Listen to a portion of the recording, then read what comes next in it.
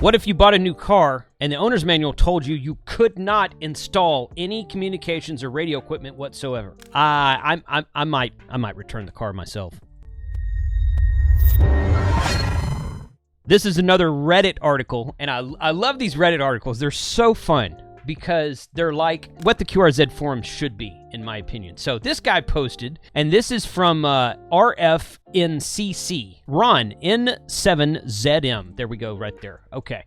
In November of last year, I bought a 2024 Toyota Prius LE. I always read the manual to any new car. To my surprise, I found that any installation of communications radio will void all warranties.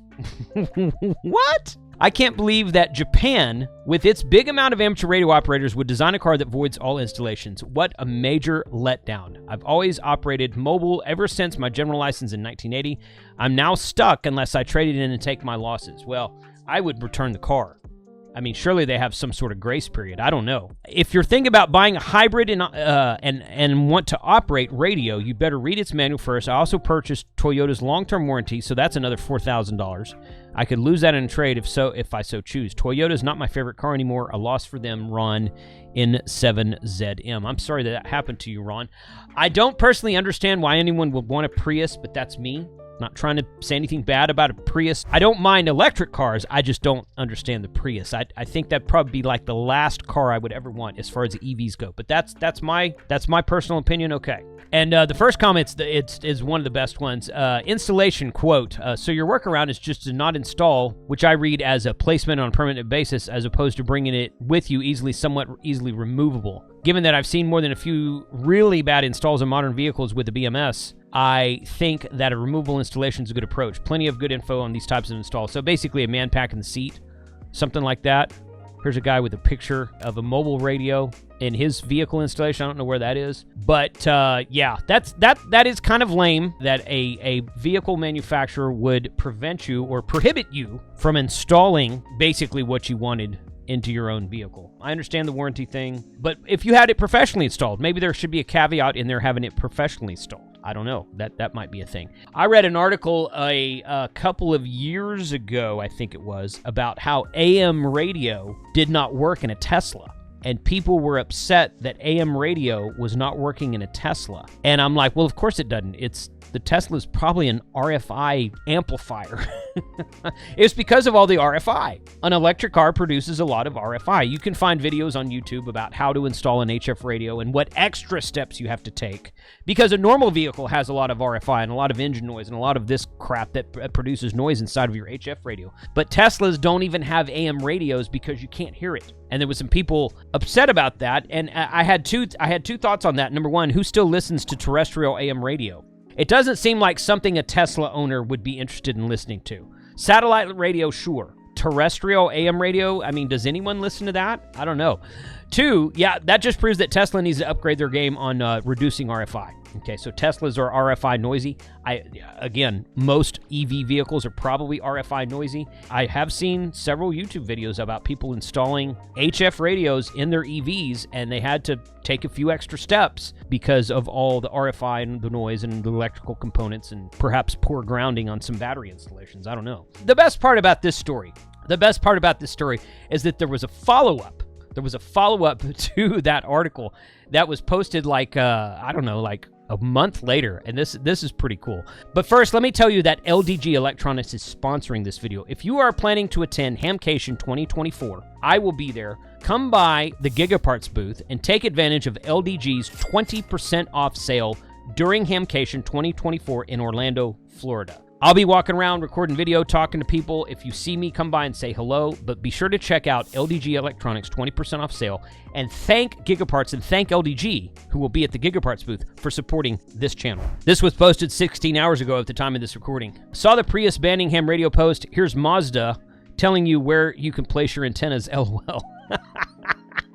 So this is pretty cool right here. Your Mazda has been tested and certified with UNR *110 regulation as related to electromagnetic compatibility. Radio frequency RF transmitter equipped, cellular telephones, amateur radio transmitters, etc. It actually says amateur radio transmitters in their owner's manual for a Mazda. I don't know which Mazda model this is. May only be fitted to your Mazda if they comply with the parameters shown in the table below. UNR stands for United Nations Regulation. It's your responsibility to ensure that any equipment you have fitted complies with applicable local legislations. Have any equipment fitted by properly trained technicians. See, this is what... Okay, so have it professionally installed or have it installed correctly. Don't do a haphazard job of it and just lay it on the seat and plug it in the cigarette lighter or put a false ground somewhere. Okay, really bad installations sometimes. Do not mount any transceiver microphone speakers to any other item in the deployment path of the airbag system.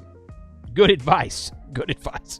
Do not fasten aerial lead to original vehicle wiring, fuel pipes, or brake pipes. Avoid running the aerial lead. Oh, the antenna. Okay. The antenna lead parallel to the wire harness to the best extent possible. Keep the aerial and power leads at least 100 millimeters, 3.9 inches from any electronic modules or airbags. Okay. Avoid using the cigar lighter. There we go. It's a cigar lighter now. Very important. I want a car with a cigar lighter. I'd be okay with that. Avoid using the cigar lighter to accessory socket as a power source for RF transmitting equipment. Yeah, that's actually good advice. This is very, very good advice. Okay, down here it says 2023 Mazda 3 hatch. No mention of HF though. And it has this aerial position, center right roof over here on the right-hand side of this page. Center of roof, rear right of roof, rear left of roof. And it gives you frequencies from 50 megahertz up to 2.4 gigahertz. Maximum power out, and some other stuff you can't really see on the page there. Some actual legit how to install a radio and antenna in your car from the owner's manual of Mazda. That is pretty cool. I'm in favor of that. That's really fun stuff. So back to the power out of the power socket, or the cigar lighter as they call it. Yeah, you don't want to do that typically because a lot of radios pull more amperage than what the cigarette lighter adapter will allow. And I have personally found that plugging your radio in via cigarette lighter adapter cause you to hear more engine or alternator noise in your radio, even on VHF, UHF. Most of the time, if you key up a VHF repeater, once you let go of the mic and that squelch tail and courtesy tone, or maybe ID of the repeater, when that is being received by your radio, you might hear some alternator and whine noise in your radio while the squelch is open and you're receiving signals from the repeater. Or if someone else is talking on the repeater and you're receiving it, you might hear some whine.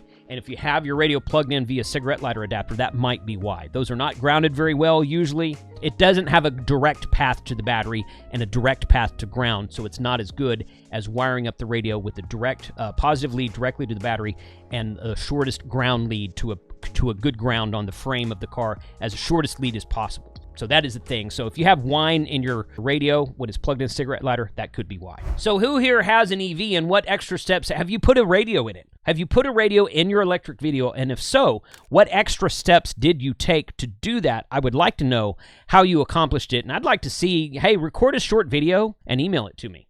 I'd like to see that. 73.